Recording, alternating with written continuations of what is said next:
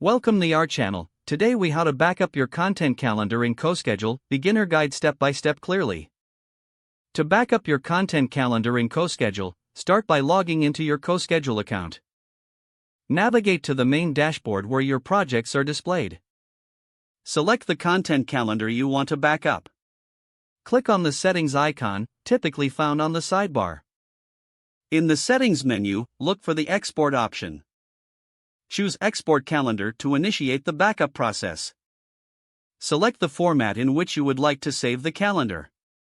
Common formats include CSV or Excel. Once you've selected your desired format, click the Export button.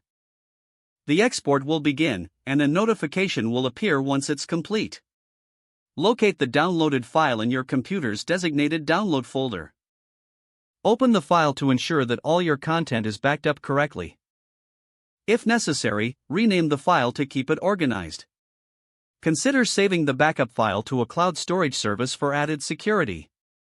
Repeat this process periodically to maintain updated backups of your content calendar. Now you have a secure backup of your CoSchedule content calendar.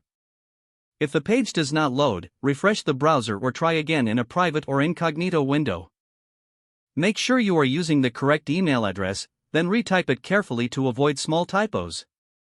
If your password is not accepted, use the reset option and create a new strong password you can remember. Check your spam folder for verification or security emails, then complete any requested confirmation steps.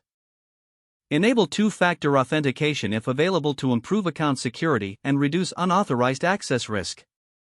After signing in, review your profile details so your contact information and settings. If you see an error message, note it down and try again after restarting your device and internet connection. Log out when you finish, especially on shared devices, to keep your account and payment information secure. If the page does not load, refresh the browser or try again in a private or incognito window. Make sure you are using the correct email address, then retype it carefully to avoid small typos. If your password is not accepted, use the reset option and create a new strong password you can remember. Check your spam folder for verification or security emails, then complete any requested confirmation steps. Don't forget to like this video and subscribe to our channel for more step-by-step tech guides.